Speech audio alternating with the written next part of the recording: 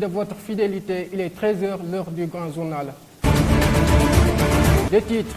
À Mékhé, une visite de courtoisie a été organisée par les partisans du maire Maguette Wade pour faire le constat dans les nouveaux chantiers réalisés par ce dernier. Baisse de l'activité sanitaire dans les hôpitaux à Thiès avec la diminution du taux de fréquentation des patients dans les structures de santé. Hausse du prix de la farine, les boulangers du Sénégal sont confrontés à des difficultés sur la production de pain et l'absence de revenus. Leur cri de cœur dans ce journal. Culture, FESPACO. Amath Ndiaye, réalisateur du film Gandia, revient sur son parcours et sa passion dans le domaine du cinéma. L'actualité internationale, ce sera avec Maguette Gaye. Dans la commune de Mékhé, une visite de courtoisie a été organisée par les partisans du maire pour voir l'état des chantiers réalisés par ce dernier. Mamadou Diop, membre de la cellule de communication du maire, revient sur ses réalisations au micro de Abdouti. On a des kilomètres de route, qu'il a fait, mais ensuite on a constaté que il y a des réalisations qu'il est en train de faire dans la commune de Mékhé sur tous les plans. Sur le plan sportif, vous avez vu, les projecteurs sont déjà installés. Ensuite, sur l'éclairage, on a changé maximum de poteaux en bois pour les poteaux de fibre en ciment. Et là, voilà. Donc c'est une visite où on a montré maximum. On ne peut pas tout montrer. Aujourd'hui, on a une ville en France qui est actuellement prête pour aider la ville de Mékhé. Oui, c'est la ville Saint-de-Vosé. Donc cette ville-là vient pour appuyer la ville de Mékhé pour éradiquer tout ce qui est dépositaire d'ordures. Avec l'avènement de la pandémie du Covid, on note la baisse de l'activité sanitaire dans les hôpitaux à Thiès avec la diminution du taux de fréquentation des patients. Amath Diagne, chef de service des soins infirmiers de l'hôpital régional de Thiès, nous explique la cause de ces fléaux et les impacts économiques. Le point Jacques Sarr. Une baisse de l'activité. Les malades, comme vous l'avez dit, atteignent d'autres maladies comme les hypertendus, comme les AVC, comme les malades qui doivent recevoir la kinésithérapie, comme la maternité. La majeure partie vraiment ne viennent plus, comme la gynécologie, parce que la maternité qui est obligée d'être là pour faire l'accouchement au pot.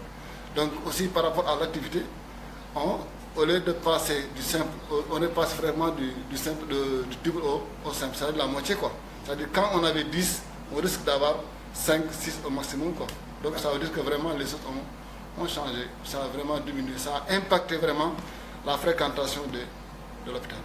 Financièrement, les hôpitaux ont vraiment un problème, disons un impact, il y a un impact vraiment financier négatif par rapport à cette situation-là. On risque d'avoir des problèmes de paiement de salaire.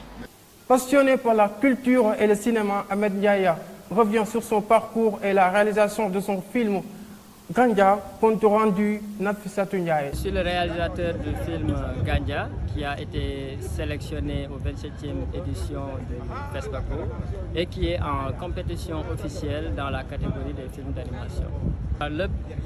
Ma première participation au FESPACO a été vraiment une découverte pour moi. J'ai retrouvé déjà un environnement très agréable en tant que passionné de cinéma. Retrouver ses pairs cinéastes et artistes fait toujours plaisir pour un cinéaste. Nous l'avons vécu, nous sommes venus représenter notre film. Mais le seul souci qu'on déplore jusque-là, c'est surtout le manque d'organisation. Parce que déjà, dès notre arrivée, nous avons eu des problèmes d'hébergement, des problèmes de restauration et même de transport. La page internationale avec Maguette Gaye. Maguette, bonjour. Bonjour Aziz, nous démarrons l'actualité internationale au Congo-Kinshasa. La CENI de RDC prévoit la prochaine présidentielle pour décembre 2023. La Commission électorale nationale indépendante CENI a présenté jeudi 3 février la feuille de route des élections et le processus est loin d'être avancé.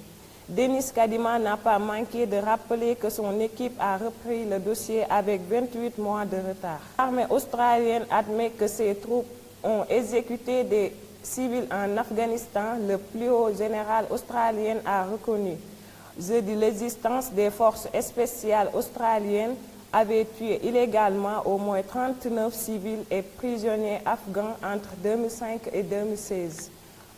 Les États-Unis prennent des sanctions contre des Biélorusses impliqués dans la répression. Le département d'État a annoncé imposer des restrictions de visa à des ressortissants biélorusses accusés notamment d'avoir menacé l'athlète Kristissima Teximamuska lors des Jeux de Tokyo. Transition politique au Tchad en route vers le dialogue national inclusif. Après avoir assuré la continuité de l'État, puis lancé les bases d'un dialogue national et inclusif à travers l'ensemble du territoire, le chef de l'État multiplie actes de réconciliation aussi bien vers l'intérieur que l'extérieur. Merci, c'était tout pour ce Page international. Merci Maguetta.